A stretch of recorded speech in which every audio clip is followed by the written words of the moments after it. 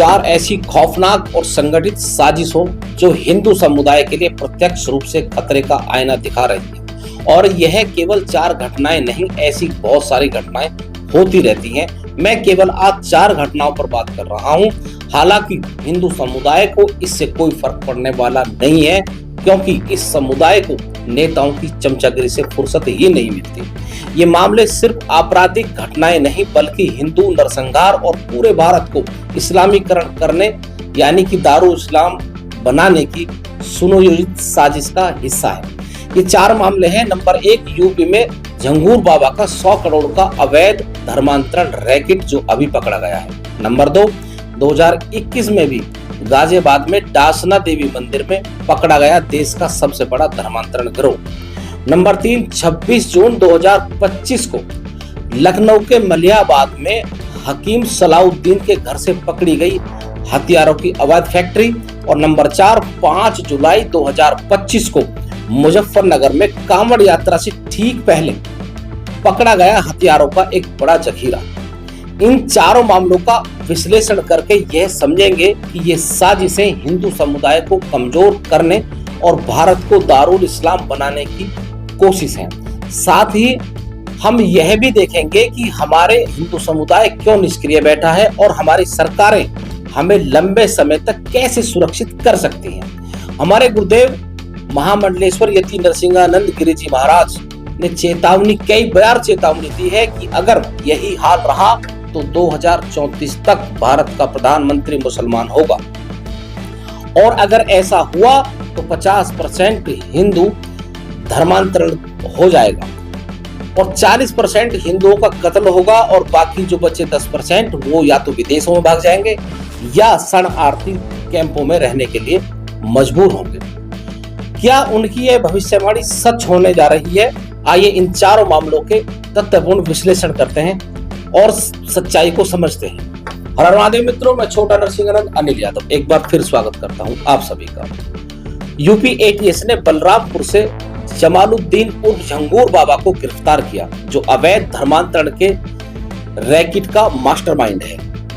ऐसा ही मामला 2021 में सामने आया था, जब डासना देवी मंदिर में देश का सबसे बड़ा धर्मांतरण रैकेट पकड़ा गया था, जो इससे भी कई ज्यादा खतरनाक था।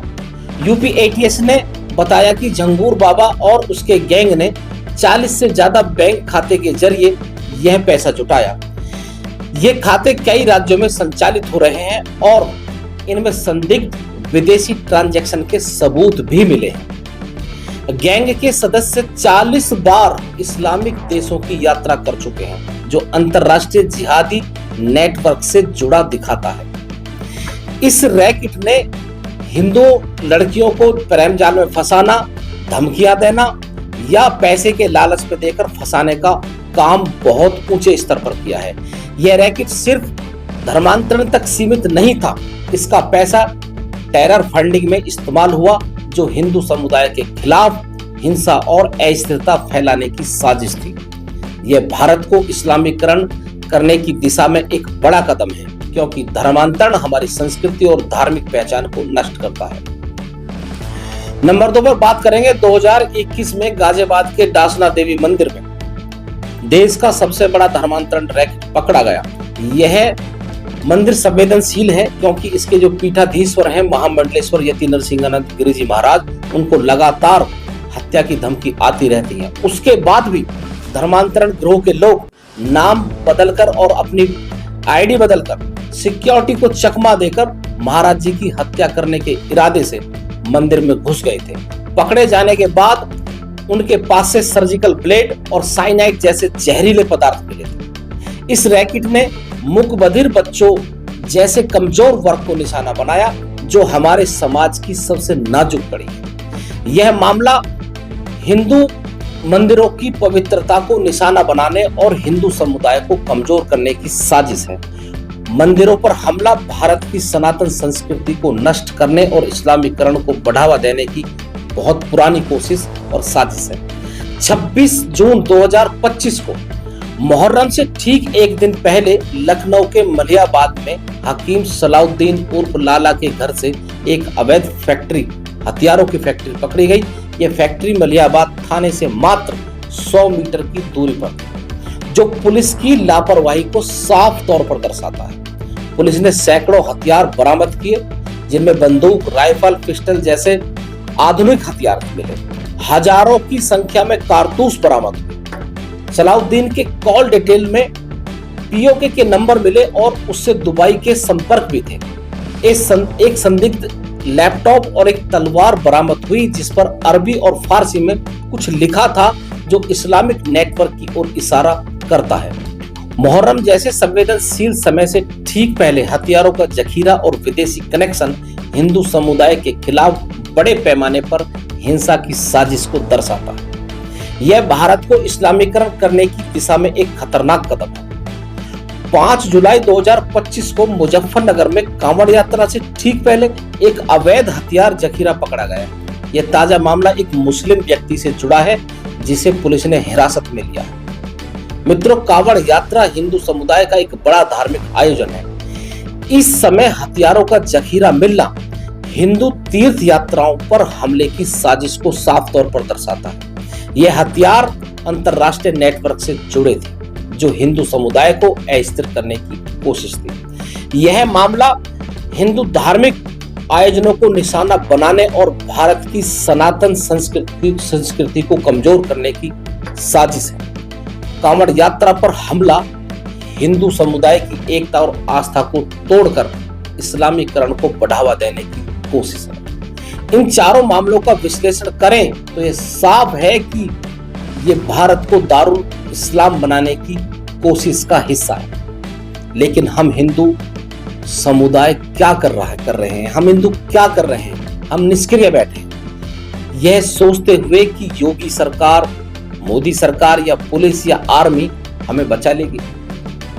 मित्रों, 90 के दशक में जब कश्मीर से रातों रात घाटी हिंदू से खाली करवाई गई थी, उस समय पर भी वहां भारत की आर्मी थी, पुलिस थी, लेकिन एक भी कश्मीरी पंडित को न बचा पाए और न बसा पाए, और आज तक भी वो विस्थापित ही है। और ऐसे सैकड़ों उदाहरण हैं कि जहां आर्मी और पुलिस ने एक भी हिंदू को नहीं बचाया।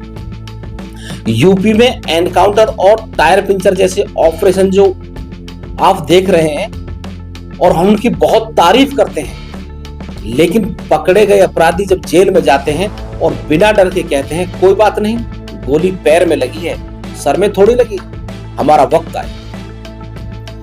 ये घटना ये दिखाती है कि वो भयभीत नहीं है, उल्टा ऐसे एनकाउंटर उनके जिहादी नेटवर्क को और मजबूत कर रहे हैं, जिससे हिंदू समुदाय के लिए एक नया खतरा पैदा हो रहा है। लेकिन बोलना मना है, क्योंकि उत्तर प्रदेश में बाबा जी की सरकार है और जो कुछ हो रहा है बहुत ही बढ़िया है, और हिंदू बहुत खुश है, क्योंकि सारा मुसलमान इस टाइम भयभीत है, क्योंकि ये सारे मामले हिंदू सरकार में नहीं खुले, ये किसी और सरकार में है। आप एक बार सोचो कि जितने भी मामले इस तरह के खुल रहे हैं वो कौन सी सरकारों में है, कितना दबा हुआ है वो समुदाय कि जो ऐसी घटनाओं को बार बार अंजाम देता है और पकड़े जाते हैं। हम क्यों नहीं समझते 2014 से 2025 तक, यानी कि 11 साल में केंद्र सरकार और 8 साल में यूपी सरकार ने ऐसा कोई कानून नहीं बनाया जो हिंदू समुदाय को लंबे समय तक सुरक्षित रख सके। मोदी सरकार के 11 साल में ऐसा कौन सा एक कदम है जिससे हिंदू समुदाय को स्थायी शील्ड दिया हो? जवाब है कुछ नहीं। खाली हमारा जो मीडिया है वो विपक्ष से सवाल पूछता है, लेकिन बीजेपी शासित राज्यों में सरकारों से सवाल पूछने की हिम्मत नहीं दिखाता। अगर हम सरकारों से सवाल उठाएं तो हम गद्दार हैं, कांग्रेसी हैं, हम सपा और बसपा के एजेंट हैं, ये हमें करार दिया जाता है। ये कैसी व्यवस्था है? झंगूर बाबा का 100 करोड़ का रैकेट, लखनऊ में हकीम सलाउद्दीन की हथियार फैक्ट्री और मुजफ्फरनगर में हथियारों का जखीरा पकड़े जाने से साबित होता है कि जिहादी नेटवर्क पहले से कई ज्यादा संगठित और खतरनाक हो गया। महामंडलेश्वर यति नरसिंहानंद गिरी जी की चेतावनी जो उन्होंने दी थी कि अगर यही हाल रहा तो 2034 तक भारत का प्रधानमंत्री मुसलमान होगा। अगर ऐसा हुआ तो 50% हिंदू का धर्मांतरण होगा, 40% का कत्ल होगा और बाकी 10% जो बचे वो या तो विदेश जाएंगे या शरणार्थी कैंपों में रहने के लिए मजबूर होंगे। यह चेतावनी अब सच होती दिखाई दे रही है। झंगूर बाबा की 100 करोड़ की फंडिंग और खाड़ी देशों से कनेक्शन हिंदू समुदाय की संस्कृति और पहचान को नष्ट करने की साफ तौर पर साजिश है। पूरा हिंदू समुदाय नष्ट होने के कगार पर खड़ा है। दासना देवी जैसे मंदिर पर हमला सनातन संस्कृति को कमजोर करने की कोशिश है। 26 जून 2025 को लखनऊ में और 5 जुलाई 2025 को मुजफ्फरनगर में पकड़े गए हथियारों का जखीरा हिंदू समुदाय के खिलाफ हिंसा की एक बड़ी तैयारी। ये मामले भारत को दारुल इस्लाम बनाने की बहुत बड़ी साजिश का हिस्सा है। अगर हम अब भी नहीं जागे तो 2034 में यति जी की जो भविष्यवाणी है वो हकीकत बन जाएगी। मित्रों, ये 4 मामले, झंगूर बाबा का 100 करोड़ का मामला, दासना देवी मंदिर के खिलाफ साजिश, 26 जून 2025 को लखनऊ में हकीम सलाउद्दीन की हथियार फैक्ट्री और 5 जुलाई को मुजफ्फरनगर में पकड़ा गया हथियारों का जखीरा साफ तौर पर हिंदू नरसंहार और भारत को दारुल इस्लाम बनाने का जो षड्यंत्र है वो साफ तौर पर आपको दिख रहा है। लेकिन हमारी निष्क्रियता और सरकार की अस्थायी कार्रवाइयां हमें कहां ले जा रही? हमें क्या करना चाहिए? हमें अपने घर में ज्यादा से ज्यादा बच्चे पैदा करने चाहिए और अपने बच्चों और रिश्तेदारों तक ये मैसेज पहुंचाएं कि हिंदू ज्यादा से ज्यादा बच्चे पैदा करे, जिससे हमारे परिवार मजबूत बने और बिना बच्चों के कोई परिवार और समुदाय मजबूत नहीं बनता। मुसलमानों की बढ़ती लगातार आबादी अपने आप में बहुत बड़ा खतरा है, हिंदू के सामने बहुत बड़ा संकट है, जो खुद में यह बताता है कि एक दिन भारत दारुल इस्लाम होगा। एकमात्र यही रास्ता है। यदि आप भारत को दारुल इस्लाम होने से बचाना चाहते हैं तो अपने परिवारों को मजबूत करें। हमें सरकारों और नेताओं की चमचागिरी को छोड़कर उनसे सवाल पूछने की हिम्मत दिखानी होगी। हमें यह पूछना होगा कि हिंदू समुदाय की सुरक्षा के लिए क्या ठोस कदम उठाए हैं। हमें पूछना होगा कि कोई एक कानून हमें बता दो जो आपने आगे के लिए हमें सील्ड करा हो। ये सिर्फ एक वीडियो नहीं बल्कि हिंदू समुदाय और सनातन संस्कृति के लिए एक चेतावनी है। यति नरसिंह जी की 2034 की भविष्यवाणी को हल्के में ना लें। अगर हम आज नहीं जागे तो हमारी संस्कृति, हमारी नस्ल, हमारी फसल सब कुछ नष्ट हो जाएगी।